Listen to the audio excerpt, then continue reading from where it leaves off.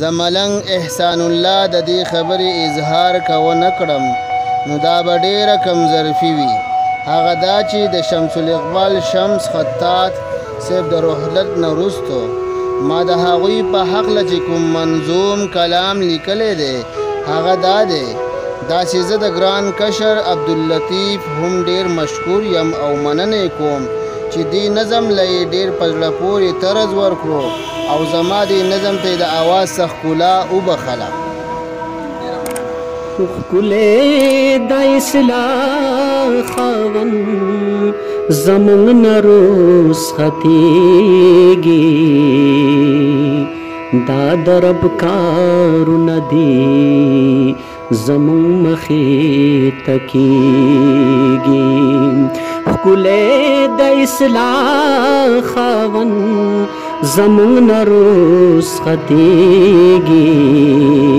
دا د رب کارونه دي زمونږ مخې ته کېږي. ډېر بچمنونه ګلاب راوړي خو ګلاب نه دی زه چې ورته ګورم دا نور خدا پتاب نه دی دا خدا سے ګلو چې نن ټول چمن لړزېږي دا د رب کارونه دي زمونږ مخې ته کېږي. ښکلی د اصلاح خاوند زمونږ نه رخصتېږي دا د رب کارونه دي زمونږ مخې ته کېږي. دا خدا سی ګلو چې نن ټول چمن لړزېږي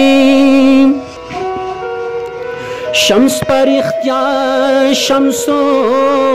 د هر چا د زړه رڼا وا هر څوک چې راغلی پورته کړي تی سودا وا دا داسې شخصیت دی چې په هر کتاب ښکارېږي دا د رب کارونه دي زمونږ مخې ته کېږي. ښکلی د اصلاح خاوند زمونږ نه رخصتېږي دا د رب کارونه دي زمونږ مخې ته کېږي. دې د پښتو څانګې د ادب زمونږ مالیار و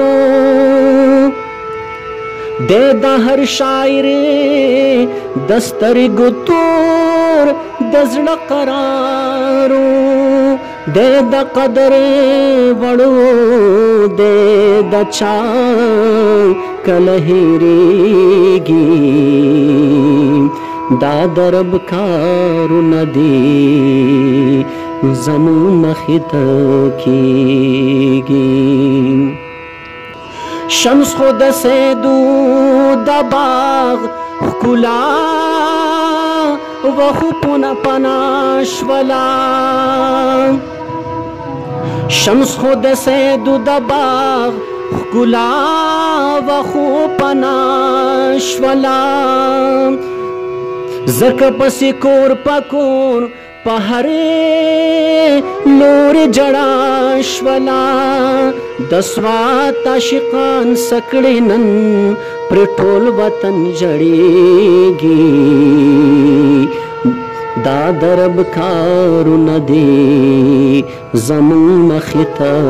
کېږي. ښکلی د اصلاح خاوند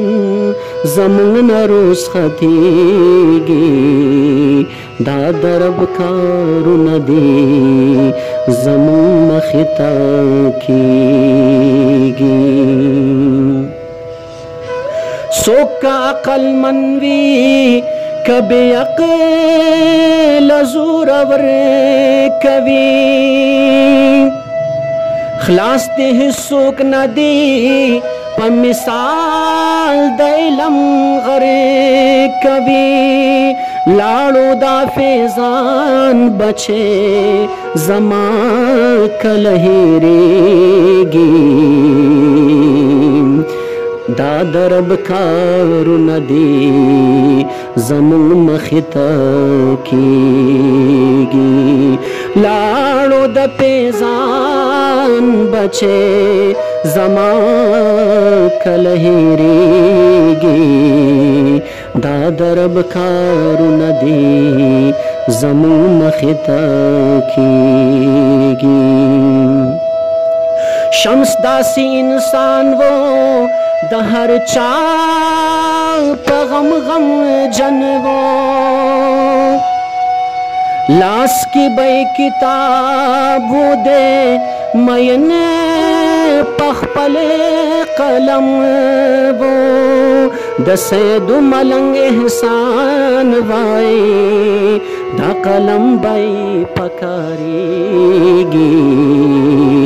दा दरब कारू नदी ज़मून मखिता कीगी दसे दो मलंग एहसान वाई दा कलम बई पकारेगी दा दरब कारू नदी ज़मून मखिता की